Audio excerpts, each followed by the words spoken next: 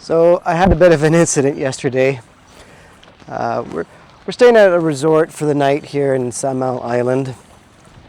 Really nice place.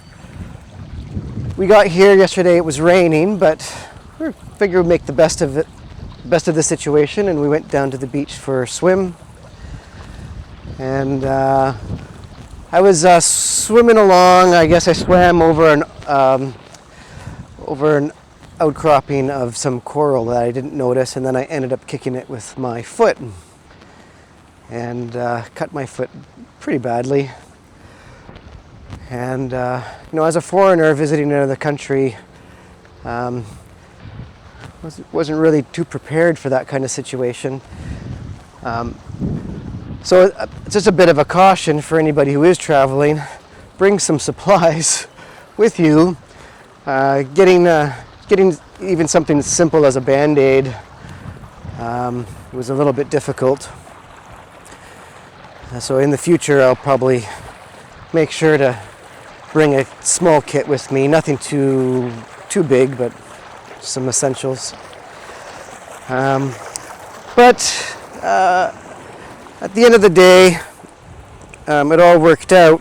This island here is a bit secluded because we have to take a ferry to get here, and the ferry is a little problematic. It takes a long time to cross. But as luck would have it, they did have an emergency hospital here on the island that was open, and we had some friends here, and one of the staff members that brought us to the hospital. And I ended up getting 4 stitches done. I also had to get a tetanus shot because I don't remember the last time I got a tetanus shot. The total cost for that was about 10,000 pesos, which is, it's not nothing, especially here in the Philippines. That's considered quite a bit. In Canadian dollars, it worked out to just under $200 Canadian. So it's really not horrible. But I'll show you a picture of it here in a second. The healthcare here compared to what we experience in Canada is quite different. In Canada, the costs, first of all, in Canada are covered under our taxes. So it's not free, but it's covered under our taxes. So we get pretty much unfettered access to medical care. But it's a very slow and cumbersome machine. It takes a long time to get the care that you need. An incident like this in Ottawa, where I live, I would have probably spent overnight in the hospital waiting to see a doctor in the emergency room just to get some stitches. But here, including driving to the emergency room and getting back here, was all said and done just under an hour. The staff were fantastic, quick, efficient, knew what they were doing. And really, when you think about it in Canadian dollars, fairly inexpensive.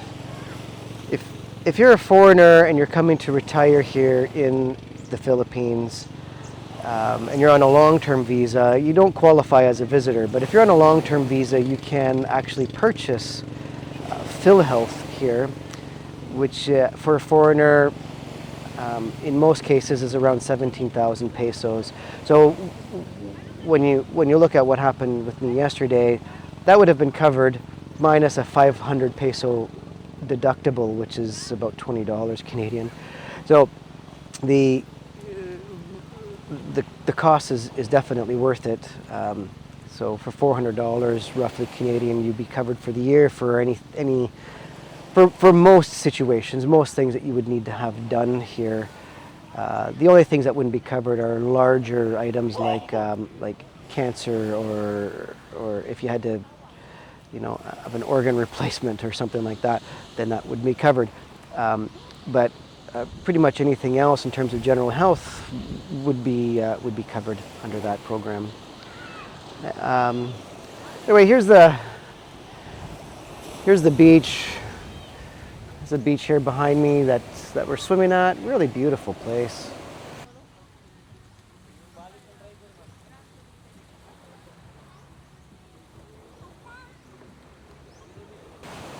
Really worth coming to visit. This place is called Playa Azalea. There's two sections to it. There's a private side. We're on the private side here because we know some of the owners here. And then there's a public side, which is 1,000 pesos a day for entry. It's not free, not cheap, but they have a water playground for the kids, nice swimming pool, bar, restaurant, and of course the beach is, you know, in all senses of things, private. You're not going to see people, vendors, and so on, just walking down the beach or anything like that. It's only going to be people that have paid entry to be here. So it's pretty safe that way, and quiet and clean. Anyway, that's all I've got